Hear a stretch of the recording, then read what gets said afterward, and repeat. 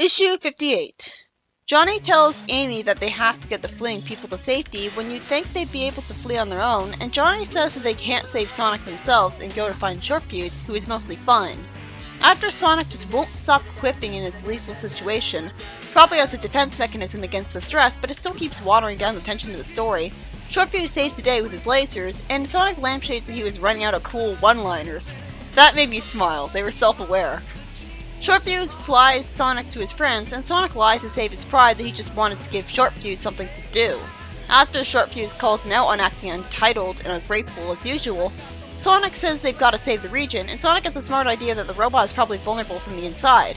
Then he admits that he needs Shortfuse's help, which Shortfuse appreciates. I guess it's an apology from him for being a jerk.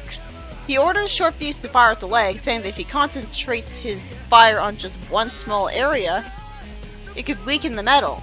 I guess it's not that tough armor. Shortfuse says that they only did a tiny bit of damage, and Sonic tells him to keep the robot busy while he's going into its mouth to handle things from here. Sonic attacks some wires, as I wish he was drawn more expressive in this comic, as he has a blank stare in his eyes a lot of the time. Mecha Nick starts shaking and he falls apart. Johnny and Amy run from the wreckage, and Sonic explains that he uses super speed to cause vibrations inside of him that made him shake himself apart. Wow, that's pretty brilliant. A nice creative use of his speed. I was about to call bullshit when I saw the word vibrations, but I guess he could have just run around in a circle. I thought he was just damaging the wires though. He reluctantly admits after some prodding that Shortfuse helps too, and Shortfuse says it was good working with him, apparently. In the next story, it's revealed that Fang, who they're annoyingly insisting on calling Knack, is the reason Metal Sonic High could kidnap the Omniviewer because he gave him the access codes to break into his systems. But then he pointlessly reminds us of the other thing Fang did for recapping to the audience. I guess the reason Fang acted suspicious of Knuckles was because he wanted to distract his friends and make them suspect him of being a traitor instead. Then, predictably, Metal Sonic High orders for him to be destroyed since he's outlived his usefulness. Why? Like, why can't you just keep him around? What does he care? Fang says he was afraid they'd do this, and he takes something metallic off his hat and says they just needs a second while the ray gun enlarges to its full size. I guess he's talking to buy some time because talking is a free action, but I'm guessing he'll get interrupted before it can finish enlarging, or he'll be otherwise denied using the ray gun. And that's exactly what happens. He gets hit by a laser. This comic is so predictable. So Knuckles gets to use it instead, because fortunately the ray gun wasn't completely destroyed by the laser, and this destroys all the Metal Sonics. Espio says with his hand on the unconscious Fang's back that he's going to be okay, because apparently he didn't take the full force of that beam for some reason. Vector says he's downloaded the Omniviewer from their system. Good thing he wasn't in the Metal Sonic when it was destroyed. Wasn't he 80% downloaded into him? Wouldn't he need a lot of his programming to get returned? The Omniviewer, after being called pal and asked if he's alright, says that he's fully operational despite some damage to his system directory. I don't claim to know everything about how computers work, but wouldn't any damage make them not completely operational? Isn't the system directory kind of important? The C drive?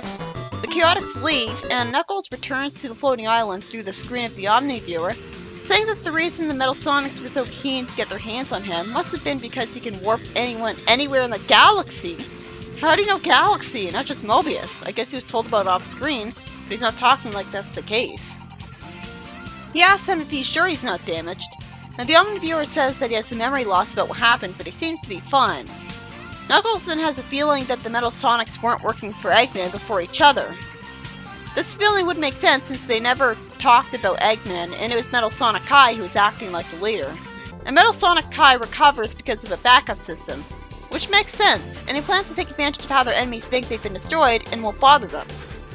And apparently they were smart enough to make a copy of the Omniviewer, a pink, menacing one, which will let them travel anywhere in any time period. That's overpowered. And then they promptly warped to the Freedom Fighters when they were babies, and no, of course not. They evoke a plot armor. So these guys are all idiots, and will continue to act like that. The first story was by Lou Stringer, and it's about Shortfuse turning out to be fine and saving Sonic from the robot's clutches, and then Sonic uses his super speed to cause vibrations to make the robot vibrate itself apart, which makes a lot of sense actually. Also because of his pride, he's reluctant to give him the credit he deserves.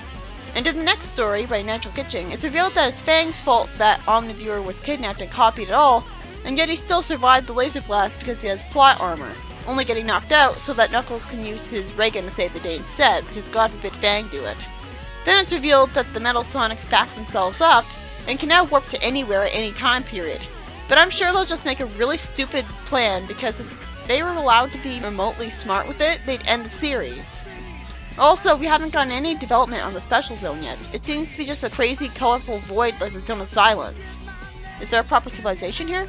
Are there any shops there that Fang expected to spend the money from the betrayal on?